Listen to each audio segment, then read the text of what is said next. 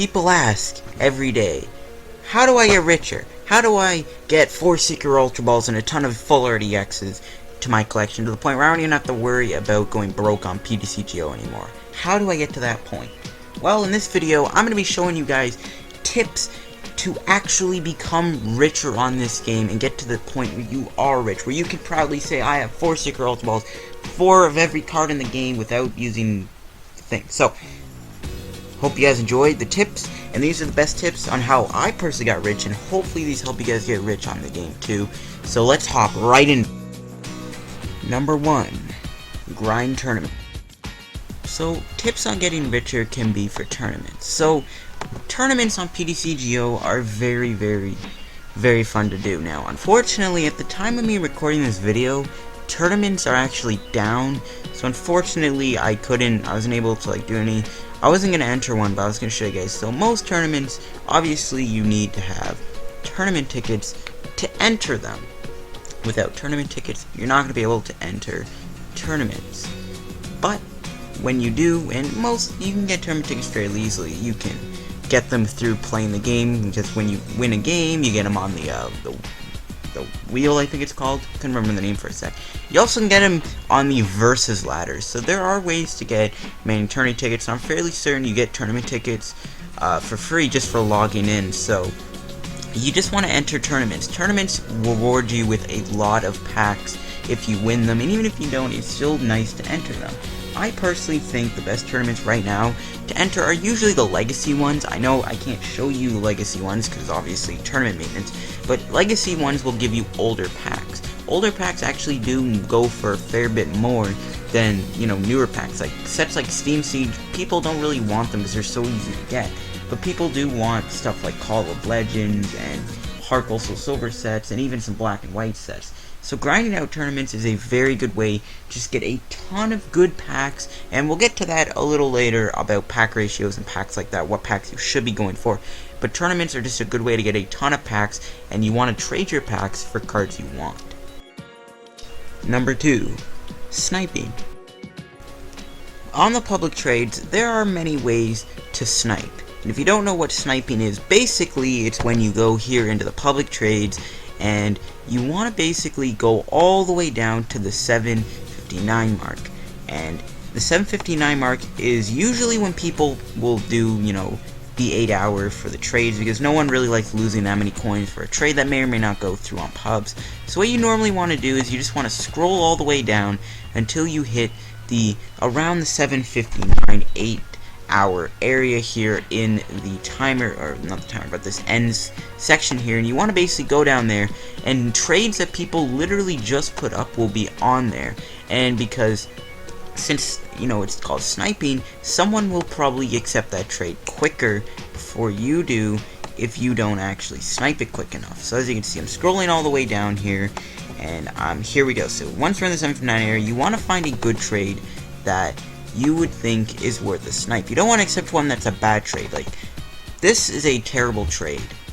So, you don't want to accept something like that. If you see a trade that you go, hey, that card is actually a little bit less, so basically I'm getting a better deal than this kid. So basically this kid is ripping himself off. It's basically kind of the mindset you want to have. You want to find a trade that you think is good, that you think you will gain more profit out of, and the person doing the trade is going to lose more profit out of. And basically, you're just going to want to accept the trade as quick as possible. So, let's just say this trade gave you a fuller Karina, which it doesn't. You would want to quickly go here, you'd want to go to accept, and you would want to accept the trade as fast as you can. Because a lot of people snipe. Sniping is a great way to get rich, because some people put up cards that they don't need, or just some people put up trades that are just really bad for them and great for you, and you want to get them quick. You're not going to see them any higher than this area, the 750, because like I said, once someone sees them, they will accept them, and multiple people snipe all the time. People love sniping on this game, so you want to be constantly making sure that you're getting the trades as quick as possible. I don't really know any good methods to get to the 759 mark a lot quicker. I mean, one method maybe is just, typing in something random and then, waiting a couple seconds until it says no trades, and then clicking out, and it usually will let the whole trades load in, but it isn't. So I don't know any great ways to do this, but as stated, this is the best way. Also, if you don't find anything in the 759 area, you can always scroll down to the around like the 24-hour area, like the 2359 area here, because that is another place where people put trades down. Really, some people might choose 24-hour mark. The other, 48-hour one, I don't really think is as good. So you can see there's only one trade here, but the game literally just came back up from like a huge maintenance for 24 hours. So yeah, that is another great way to get richer, is just keep sniping. Number 3, sell more, get. Another great way to do this with trading is to put up your own trade. So when you go in to create a trade and a public trade, you want to get a card. You basically want to sell a card for less and get for more. Basically, if you see a card on pubs that is maybe like worth 10 packs, well, if you have that card and you want to get rid of it, you can, some people will want 10 packs for it, right? So sometimes that might be going a little overboard, but that is usually the point. Sometimes a card that is worth, say, like 8 packs. So we're going to use Professor Sycamore as an example. Oh, whoops, that's in the Pokemon section. But we will use this as an example. Professor Sycamore Full Art. Professor Sycamore Full Art goes for around 6-7 Roaring Skies packs, because Roaring Skies has a ratio of 1. Well, we need a Professor Sycamore. We don't actually, but let's say you want to get one. So if you want to get your Sycamore, and it's, say, worth like at least 7 to 6 packs, people will take it for that many Roaring Skies. Try putting it on pubs for maybe only 5 Roaring Skies. No, whoops, 5 Roaring Skies. Now that may be a little less than, what the actual value is, but doing that, trades will go through. If you put, say you put 5 Roaring Skies up for 1 Professor Sycamore Full Arts, or even 4 for that matter if it went down in price, right? If you put a card up on pub, so if you are looking to get a card and you put up a certain amount of packs for less to what its actual value is, not by a lot, don't like go overboard and be like, I'm only going to give you 2 packs. No one's going to accept that. If you do it just a tiny bit under its actual value, like 4 or 5, the trade might go through. It won't always go through, but it might. There will be someone out there who is desperate for packs, and they'll see that I can't get this for any more packs, so I'm just going to accept this trade. Even though it's not the actual value of it, you're not paying full price for it, but people are going to accept it anyway. Sometimes someone might be foolish enough to accept it, and it has worked for me. It's worked for many other people. I've personally know people who do this all the time, and they get a lot of good trades off of this. I can't say any names. I'm not going to be showing any examples because, for reasons. But the point is, this works a lot. And if you ever see weird trades on pubs that it's like, hey, you're only giving me 5 packs for this card that is worth like 7 to 6 packs, well, someone will accept that, and it won't always be accepted in the 8 hours you should be putting it up for, but it may get accepted mostly. So that is another great method. It works for me, and it works for a ton of people I know, and that is another good thing to get rid of. Number 4, save up your pack. Next tip is saving up your packs. Now, I know, it is addicting, and it is very tempting to open up your packs, because hey, what if I open this pack up and I get, say, the best card in the game? You never want to open your packs unless it's locked. If the pack is locked, and literally, because locked packs you can't trade the cards you get in them, if the pack is locked, open it. If the pack is not locked, don't open it. The reason for this is you might get something bad out of your pack, which will mostly happen. You're not always going to pull the most insane things. Even if you think you can, you won't. Even if it's happened to you maybe once in your PTCGO career, it probably won't happen again. So don't open your packs.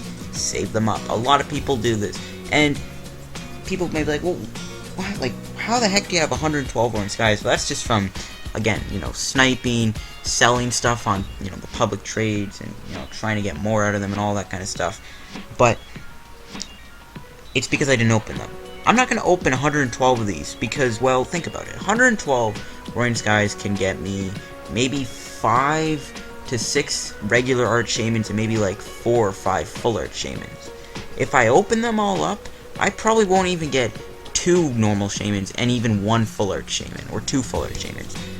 You never want to open your packs. Saving them up is a great thing to do, because when you save up your packs, this basically will allow you to trade your packs for stuff you need. Again, you can do the method I just showed you guys before, where you put up a card that you want and then try and get it for less from the packs that you have, or you can just put it up for the amount of packs. There's all kinds of values for pack ratios and, you know, pack prices and stuff like that, all like the Pokemon forums from like different trading companies and stuff like that. So you can go look that up. I'm not going to show you guys that in this video, but if you want to know like pack ratios and what, you know, packs are worth what and what like the stuff is for card ratios too, you can look that up. But yeah, it's just another good tip is saving up your packs. There are certain packs to save up, and there's a lot of good ones. The biggest one that you should be saving up is Roaring Skies. Roaring Skies, in my opinion, is a pack that you need to save up, because Shaman is so sought after, and even stuff like Rayquazas and VS Seekers, they're very sought after, and people will want Roaring Skies. Roaring Skies is the most popular pack right now, and that's basically a pack you want to save up. Don't open your Roaring Skies. Even if you think you'll pull a Shaman, which you probably won't, do not open them. Save them up. Roaring Skies is highly sought after.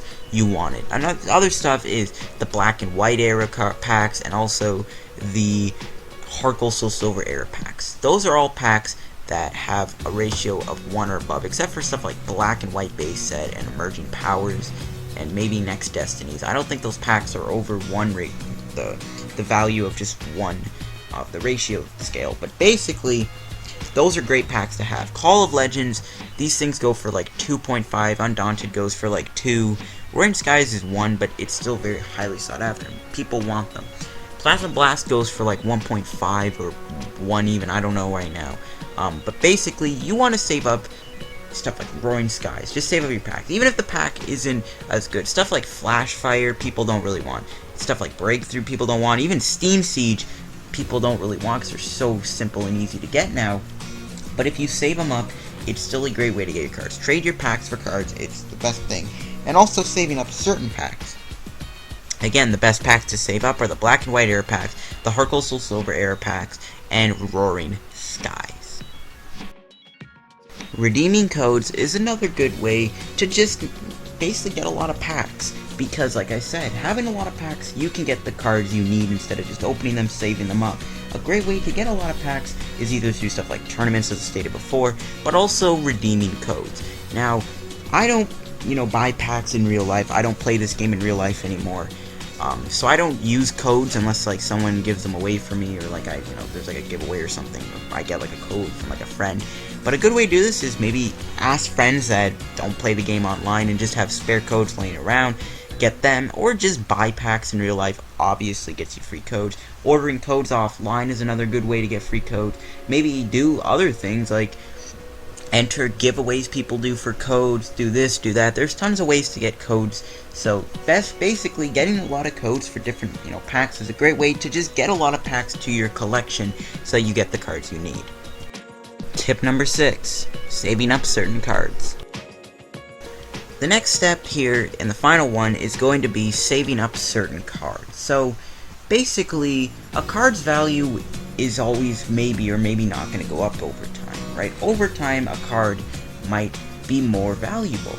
As an example, I can use Shaman EX. When Roaring Skies first came out, Full Art Shaman was like 15 packs, right? Regular Art Shaman was maybe you can get it for 10 packs. That was when Roaring Skies was like the newest set and stuff was going on, and it was before Ancient Origins.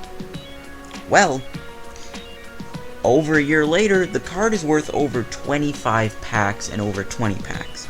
So, that is a great thing to do. Shaman EX is an example of a card going up as time goes on. Now, an example I can do this for now is Full Art Sycamore. Full Art Sycamore right now is maybe 6 to 5 or 7 packs. Well, what if I was to try and get as many Sycamores as I can? Maybe if I just keep trading for Sycamores right now while it's still cheap, and I get to maybe like 25 Professor Sycamores. Well, what if next year Sycamore is worth like 15 to 20 packs? Well, because at the time I was able to get like 20 of these things for like 5 to 6 packs when it was cheaper. Then next year I save them up and then they're worth like 20 to 15 packs. That is a huge, great way to get rich, is just save up cards. Save up cards that right now are valuable. Stuff like Full Art Mewtwo's, they're valuable. Full Art Darkrai, Secret via Secret could be one. Full Art N, stuff like maybe Secret Ultra Ball, because I know these things have actually fell in value since Legacy Plasma Freeze. But there's still another great card to have. Obviously, some people really want Secret Ultra Ball. It's just one of the most sought after cards in, you know, the game itself.